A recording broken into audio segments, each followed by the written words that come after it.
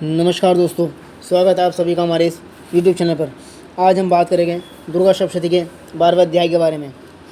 देवी बोली, जो पुरुष एकाग्र होकर इन स्रोतों से नित्य मेरी स्तुति करेगा, उसकी सभी बाधाएं मैं निशन से नाश कर दूंगी। और जो मधुकैटों का नाश, महिषासुर का घात एवं शंभु निशंभु इन दोनों के वध आदि का कीर्तन करेंगे, और जो एकाग्र होकर अष्टमी, चतुर्दशी, नवमी तिथि में भक्तिपूर्वक मेरे इन उत्तम चरित्रों का महात्म सुनेंगे, उन्हें किसी प्रकार का अनिष्ट स्पर्श नहीं कर सकेगा। ना पापों से उत्पन्न आपत्ति उन्हें दुखित कर सकेगी, ना दरिद्रता प्राप्त होगी, ना ही प्रिय का वियोग होगा, शत्रु का भय नहीं होगा, लुटेरे तथा राजा से भी कोई भय नहीं आएगा, और ना शस्त्रों से, ना अग्नि से, ना जलराशि से भय कभी ना होगा। इसलिए मेरा महात्म एकाग्रचित होकर पढ़ना चाहिए एवं भक्ति सदा सुनना चाहिए। मेरा चरित्र परम मंगलदायक है। महामारी से उत्पन्न सभी उपद्रवों को तथा तीनों पापों का मेरा महात्म शांत कर देता है। मेरे जिस मंदिर में मेरा ये महात्म पढ़ा जा रहा हूँ, उस स्थान का मैं कभी त्याग नहीं करती। वहाँ मेरा सदा सन्निधान रहता है। बलिदान, पूजा, अग्निहोत्र एवं महोत्सव में मेरे सारे चरित्र का पाठ करें और श्रवण करें।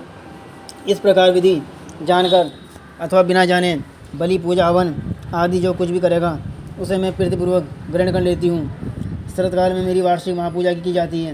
उस अवसर पर जो मेरे इस महात्म को भक्ति के साथ सुनेगा, उसकी सभी बाधाएं निर्वत हो जाएगी और वह धन धान्य पुत्र आदि से संयुक्त हो जाएगा। मेरी उसके पर कृपा होगी, इसमें संशय नहीं। मेरे इस महात्म को, मेरी उत्पत्ति की पवित्र कथाओं को एवं युद्ध में मेरे पराक्रम को जो मनुष्य सुनेगा, वह सर्वथा निर्भय हो जाएगा। मेरे महात्म सुनने वाले मनुष्य के शत्रु नष्ट हो जाते हैं, कल्याण प्राप्त होता है और कुल आनंदित रहता है। सभी शांति कर्मों में सौपन देखने पर, ग्रहों की दारुण पीड़ा होने पर मेरे महात्म श्रवण करें, उसके सभी उपद्रव शांत हो जाते हैं। घरों की दारुण पीड़ाएं निर्वृत्त हो जाती है। मनुष्य का देखा हुआ बुरा सपन सुख सौपन हो जाता है।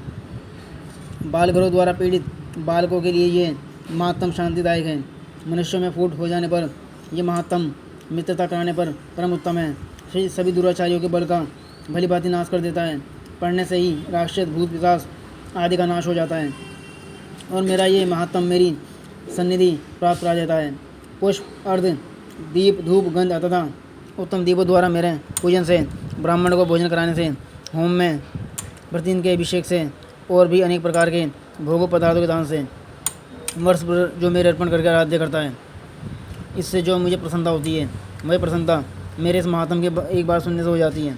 इसे सुनते ही सब पाप नष्ट हो जाते हैं, फिर आरोग्य प्राप्त होता है। मेरी उत्पत्तियों का कीर्तन जो सभी भूतों से रक्षा करता है, युद्ध में वर्णित मेरा जो चरित्र दुष्ट दैत्यों को नाश करने वाला है, उसके श्रवण करने पर मनुष्य को वैरियों से किसी प्रकार का भय नहीं रहता। हे देवतागण, तुम लोगों ने जो मेरी स्तुति की है एवं ब्रह्मा ऋषियों ने जो की है और ब्रह्मा जी ने जो की है, वह सभी मंगलमयी बुद्धि देती है। वन में शून्य स्थान पर अथवा वन की अग्नि से घिर जाने पर, शून्य स्थान में डाकू के घिर जाने पर, शत्रु द्वारा पकड़े जाने पर, अथवा वन में शेर, चीता एवं जंगल हाथियों का पीछा करने पर, क्रोध में आकर राजा ने वध की आज्ञा दे दी हो या कैद में पड़ गया हो, अथवा महासमुद्र में जहाज़ पर बैठ जाने के बाद भारी तूफान आ जाए, उससे जहाज़ डगमगाने लगे, ऐसा अवसर पर घोर संग्राम में शस्त्रों का प्रहार होने लग जाए, सब प्रकार की बाधाएं पड़ रही हो, किसी महापीड़ा से व्याकुल हो, इस प्रकार की सभी घोर विपत्तियाँ से मेरे इस चित्र का स्मरण करने वाला पुरुष छूट जाता है। मेरे प्रभाव से शेर आदि हिंसक पशु, डाकू तथा शत्रु मेरे चित्र का स्मरण करने वाले पुरुष से सभी दूर भाग जाते हैं। ऋषि बोले, इतना कहकर भयंकर महापराक्रम वाली भगवती चंडिका सभी देवताओं को देखते देखते वहाँ से अंतर्ध्यान हो गई। वे सभी देवता निर्भय होकर पहले के समान अपने अपने अधिकार प्राप्त करके अपने अपने यज्ञ भोगों के भोगता हुए बाकी दैत्यों का सुनिए। जबकि देवशत्रु शंभु युद्ध में मारा गया, जो इस जगत में विध्वंस पर तुला हुआ था, जो अतुल्य भयंकर महापराक्रमी था, उसके मारे जाने पर और फिर महापराक्रमी शंभु के भी मारे जाने पर बाकी बचे कुचे दैत्य पाताल में भाग गए। हे राजन, इस प्रकार भगवती जगदम्बिका नित्य स्वरूपा देवी पुनः पुनः प्रकट होकर जगत की रक्षा किया करती है। ये देवी जी विश्व का मोहन करती है, वे जगत को पैदा करती है, उसी के आगे प्रार्थना करने पर संतुष्ट हो जाती है, फिर ज्ञान एवं रिद्धि प्रदान करती है। हे राजन, उसी ने सारे संसार को व्याप्त कर रखा है। महाप्रलय काल में महामारी के स्वरूप से ही ये देवी ब्राह्मण भर में व्याप्त हो जाती है। वही देवी समय समय पर महामारी हो जाती है। अजन्मा होते हुए भी वह सृष्टि रूप हो जाती है। वहीं सनातनी देवी समय समय पर प्राणी की स्थिति क्या करती है? मनुष्य की उन्नति समय में वही देवी घर में वृद्धि दायिनी लक्ष्मी रूपा हो जाती है। फिर अभाव के समय विनाश के लिए अलक्ष्मी दरिद्रता भी बन जाती है। पुष्प धूप गंध आदि सामग्रियों से पूजी हुई फिर स्तुति करने वाली यही देवी धन पुत्र धर्ममति शुभ गति आदि प्रदान किया करती है। तो ये था 11वां अध्याय जो आज आप लोगों ने जाना। हमारी और वीडियो आगे भी आप लोगों के लिए ऐसी आती रहेगी। आप हमारी वीडियो को लाइक करें, चैनल को सब्सक्राइब करें और इसको शेयर भी कर दें ताकि वो लोग इससे जुड़ी हुई जानकारी ले लें।